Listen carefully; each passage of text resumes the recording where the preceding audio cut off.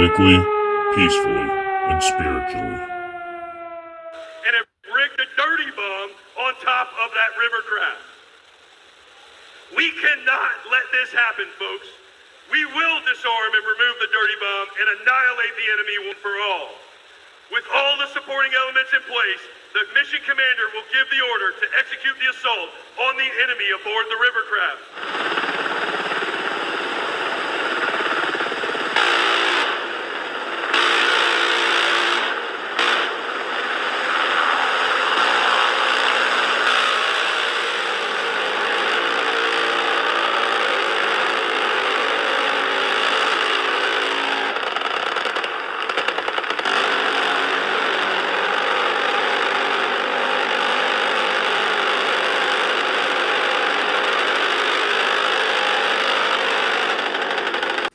So that ridiculous display of force that you just saw was a special operations drill carried out in Tampa, Florida. Before I get into that, this is the Citizens Report. I'm William Donahue. Today I have a military section where I'm going to talk about that drill that you saw, a section about farmers, a clip of Biden talking about the economy, talk about some COVID vaccine news about the Israel conflict with Gaza, news about the Trump cases that he's going through, and a section about illegals. So, for my first section, Battle of the Bay drill. So, on Wednesday, a full-scale military exercise, complete with helicopters, gunshots, boats, and explosions, will take place in downtown Tampa. So this already happened. Basically, what the drill was to stop a dirty bomb from going off in downtown Tampa. So what you saw in the video was guys jumping out of a helicopter, the helicopter firing out of the machine gun turret at such a fast rate that you can't even distinguish the bullets coming out of it. I don't know what that gun's called, but basically, if you go back and listen to the clip, it's like, it's just pounding off rounds, and even the helicopter flies off and like circles into the sky, and the guy is just shooting rounds off into the sky. And then those boats pull up, and the helicopter flies over and bombs the other boat, and the guys are firing their guns like maniacs. I hope to God that that's not how we go about stopping a dirty bomb, because the potential outcome of a dirty bomb being set off in one, a downtown area, but two, on a waterway is a like super bad crisis for the water and for the city itself, because a dirty bomb puts off tons of radiation. So I hope that's not how we handle a dirty bomb. That's something that needs to be negotiated and handled quick and clean. And if it does escalate, there should be, a better procedure than just fire 100 million holes into the side of the boat. And also, what's really on display here? I mean, that's not how you would handle that situation. So clearly, solving the problem of a dirty bomb being in a city is not what's on display. What is on display? Is it the military's ability to carry out that much force in a city, a U.S. city at that? Because if you bomb the boat that has the bomb on it, you're gonna blow up the bomb. So I'm not exactly sure what's on display here. Doesn't make sense to me. So the next section is farmers. So you see in the corner here, that is a bunch of farmers, and they're blocking a street in Paris. Farmers surround Paris in what they're calling a siege of the French capital. The highways leading in and out of the city are blocked by hundreds of tractors. It's all part of a standoff between the farmers and the French government. So this guy says, While they've got a long list of complaints, it's a bit complicated, but let me walk you through some of the big ones. There are mounting complaints about poor working conditions, unfair competition caused by cheaper agricultural products coming from elsewhere in the EU, even countries like Spain and Italy and beyond. And then you have this question of overregulation. So overregulation is the big issue, not the side issue. Kind of like this guy says it's like a side issue. Overregulation is the big issue, and it's causing them, one, not to be able to produce enough food to feed themselves or to take care of their farms, maintain things.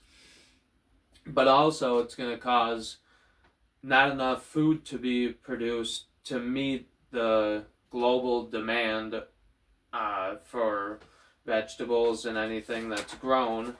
And then this next article talks about livestock. So this is about the bird flu, and I'm going to be putting some more pictures up. The bird flu, no plans yet to modify Colorado livestock fairs despite presence of bird flu in dairy cows. Plans to modify livestock fairs and shows in Colorado this summer have not been drafted, despite many unknowns about how bird flu is spreading among dairy cattle, state officials said Wednesday. So basically, the vegetables and the fruit are being overregulated to the point of not being able to meet global supply, or, it's projected out to look that way. And then we've seen all kinds of farm meat packing plants, farms burned down. We've seen entire flocks of chickens be killed because of bird flu infections. One bird flu infection is considered the entire flock to be slaughtered and thrown into the trash. So basically, I'm not sure exactly what happened that changed, but the world has changed to the point where our food is under constant attack from either natural disasters, regulations, viruses. Basically, for the past 4 years, our food has been facing all the challenges that you saw in the little screen on the side. So, next I have a clip of Biden talking about the economy. So, laugh at that. It's also true right now, Mr. President, that voters by a wide margin trust Trump more on the economy. They say that in polls. And part of the reason for that may be the numbers. And you're aware of many of these, of course. The cost of buying a home in the United States is double what it was when you look at your monthly costs from before the pandemic. Real income, when you account for inflation, is actually down since you took office. Economic growth last week, far short of expectations. Consumer confidence, maybe no surprise, is near a 2-year low. With less than 6 months to go to Election Day, are you worried that you're running out of time to turn that around? We've already turned it around. Look at the Michigan survey. For 65% of American people think they're in good shape economically. They think the nation's not in good shape, but they're personally in good shape. The polling data has been wrong all along. How many, you guys do a poll with CNN, how many folks you have to call to get one response? The idea that we're in a situation where things are so bad, we've created more jobs. We're in a situation where people have access to good paying jobs. And the last I saw, the combination of the inflation, the cost of inflation, all those things, that's really worrisome to people with good reason. That's why I'm working very hard to bring the cost of rentals down, to increase the number of homes that are available. Let me say it this way. When I started this administration, people were saying there's going to be a collapse of the economy. We have the strongest economy in the world. Let me say it again, in the world. Although GDP last week was far short of expectations. Oh, it wasn't. Look, GDP is still growing.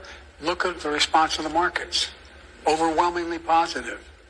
Overwhelmingly positive. that clip I'm not really going to get into. I think it kind of speaks for itself. The next clip I have is about Chris Cuomo. Chris Cuomo, what they're talking about in the clip, they're talking about a clip from when he was on CNN and he was defending the COVID vaccine. So now he has come out and said that he believes people can be vaccine injured in his own words. So here's the clip. What's changed since then? I don't have long vaccine. People are saying Long COVID. I've admitted no long vaccine. Oh, okay. People are saying I've admitted that the vaccine hurt me. I have not admitted that. I don't know that. Do I now believe that we have data to support the fact that there are thousands of people who have had adverse effects that are not getting attention, let alone treatment? Yes. And I fault government for that. I do have what they call long COVID. Now, I say they call because the government, it's funny, after that clip, I got called by government people bitching at me because I said that the vaccine wasn't perfect. So, oh, wow. That's where we were then. That's where we were then. But they say, hey, Chris, easy on the long COVID. We don't know that it's a thing. We don't know. We're still trying to figure it out. It could be other things, autoimmune. So I'm saying my doctors say I have long COVID. I have the symptoms. They showed me my blood work, scared the bejesus out of me to see this glowing micro clot stuff that they see in my blood. That it really shook me up. So I'm doing all the protocols. So he kind of makes three admissions there. One, his belief in vaccine injuries. Two, that the government would call and coerce him to not speak about certain things. And three, that he has glowing micro blood clots or whatever. I'm not sure what he's talking about. But basically, I think he's a little bit confused because he's calling it long COVID. Maybe that's what he was told. And a lot of the side effects from what they say long COVID are things that cover a wide scope of things, so it's very hard to discern what is what from what when you come from the belief system that he comes from and you start realizing things. So this is my COVID section. AstraZeneca withdraws COVID-19 vaccine citing low demand, which means that Vaxzevria is no longer authorized to be marketed or sold in the European countries. It goes on to say, the newer mRNA vaccines use genetic materials to instruct cells to make coronavirus spike protein, which in turn causes the body to create antibodies to combat an actual COVID infection. AstraZeneca's COVID shot uses cold viruses common to chimpanzees as a viral vector to carry the spike protein. So, basically, they're explaining how the COVID shots work. And then this article is from CNN.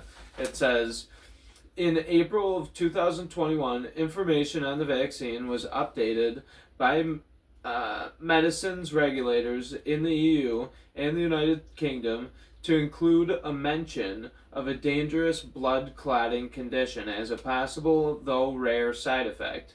The company is facing a class action lawsuit in the UK brought by the firm Lay Day on behalf of 51 claimants due to injuries caused by Vaxzevria.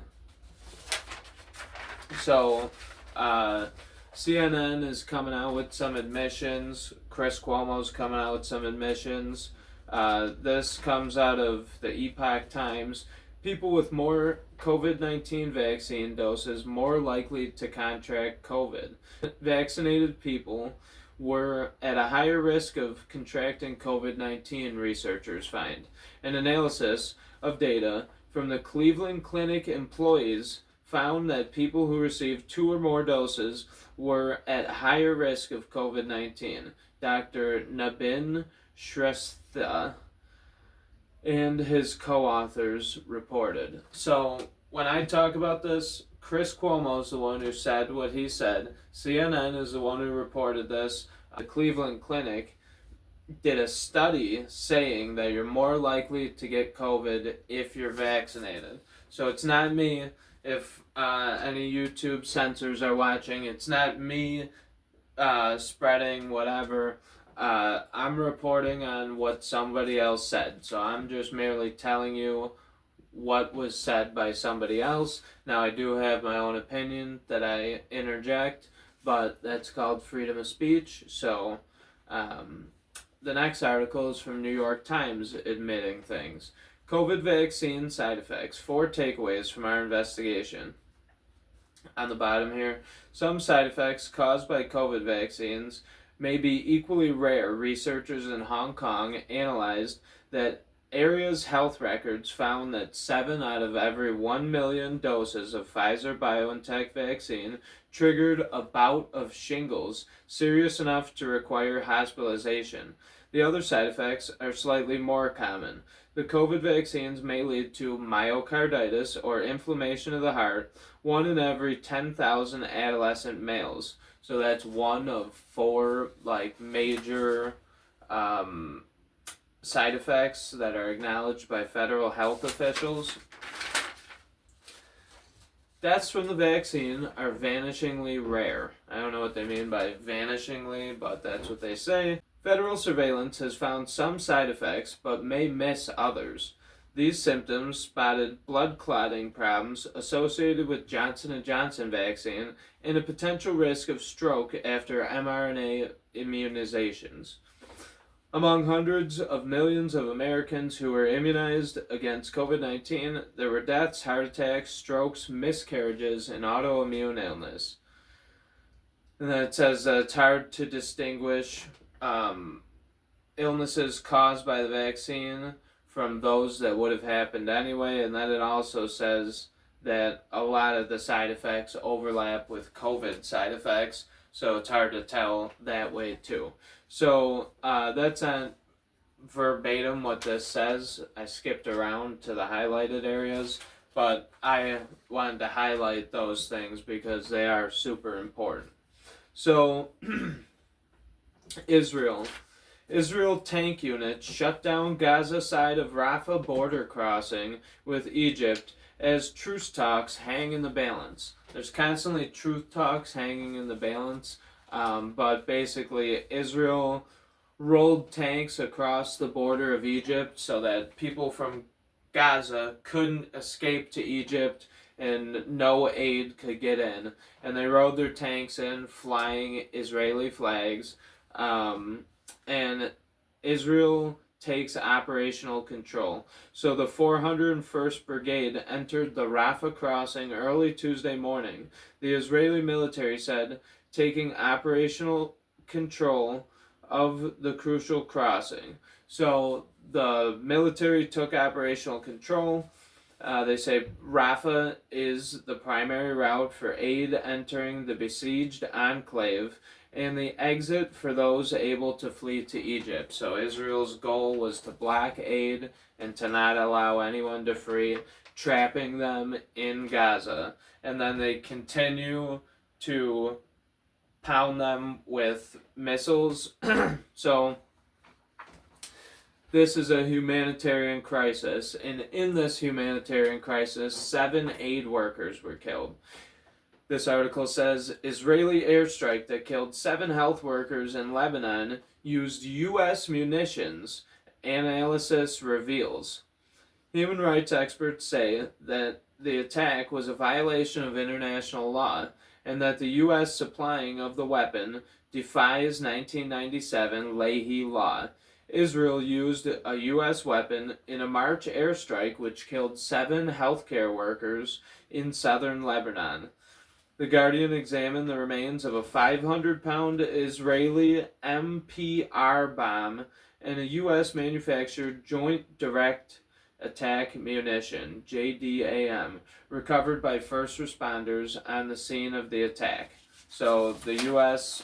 supplied the weapons that were used to carry out this attack, which makes sense as to why the U.S. is threatening legal action against the ICC for threatening to issue an arrest warrant on Benjamin Netanyahu for committing war crimes. So it's all a big circle that goes around and around with the U.S., Israel, war crimes, and potential arrest warrants. So this is a cycle that's going to continue as things continue to unfold with this situation. And it's not looking very good for the United States. So next section is Trump. Trump's classified documents trial in Florida indefinitely postponed. U.S.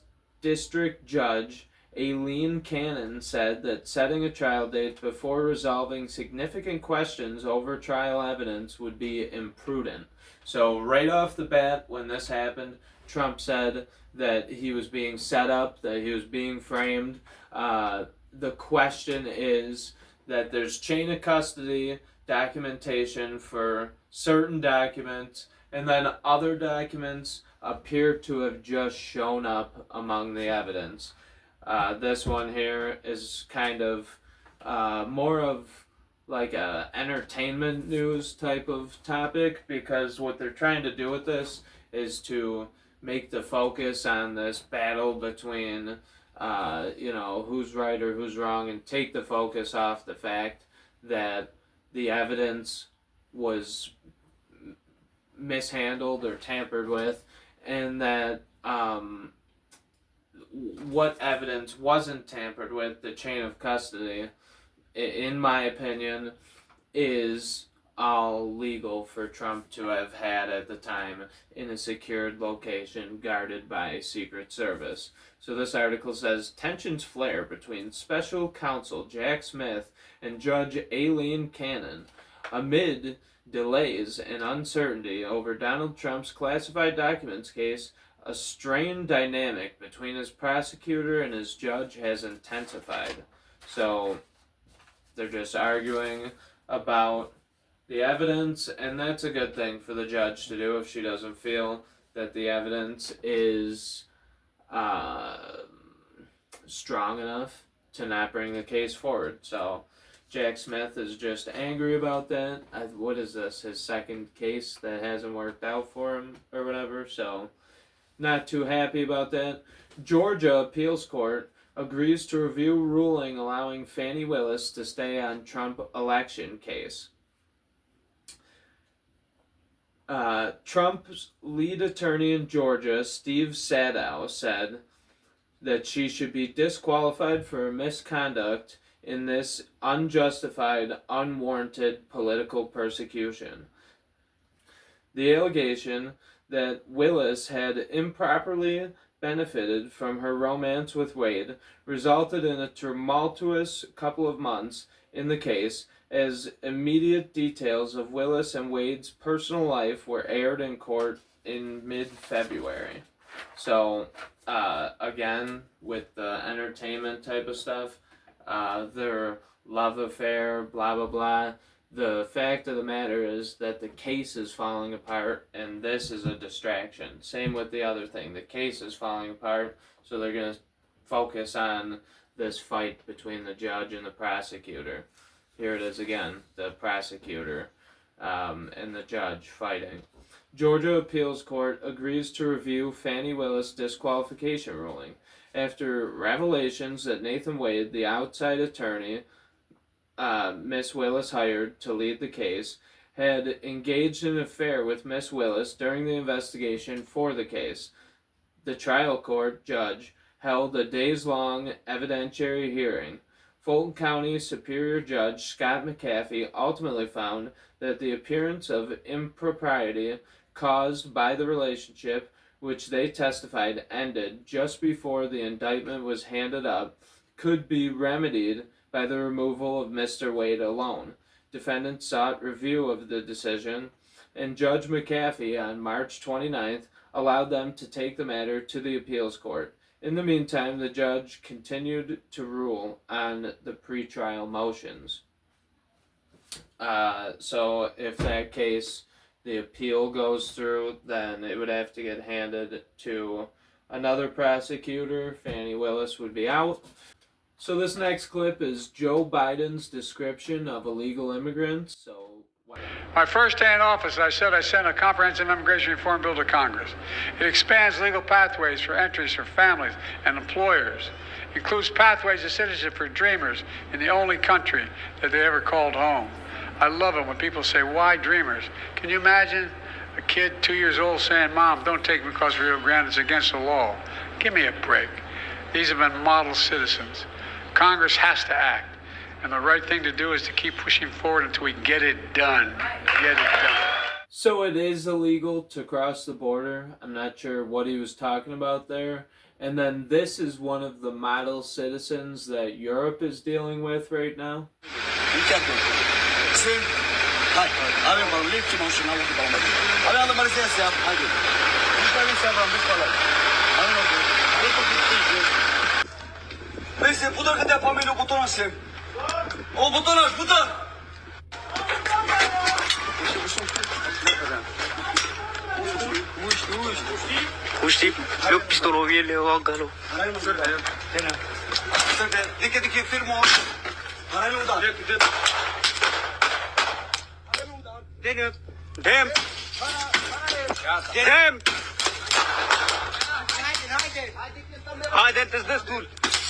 So for my illegal section, armed teens in stolen pickup caught smuggling illegal alien wanted for murder.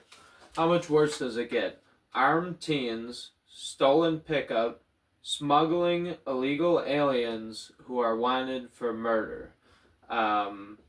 Authorities rounded up a pair of teenage smuggling suspects and 3 illegal aliens, including one wanted for murder, following a high-speed chase and bailout in Texas over the weekend. So that's what's going on in the United States. That's what's going on in Europe with some of the illegal aliens, not all of them. Some of them come here and want to work and make a better life and all that stuff. And some of them are criminals, and there's no process to differentiate between the two when the border is wide open and there's so many gotaways and there's so many fake IDs and people are given court dates extended beyond 2030. So we're not sure who's coming across the border, and that's definitely a massive crisis that we should be paying attention to. So that's all I have for you tonight. Thank you for watching. Please like, subscribe, share, get this information out there, and have a good night. Thank you for watching The Citizens Report with William Donahue. On this show, we search for knowledge, wisdom, and understanding of the world around us through the lens of an American citizen.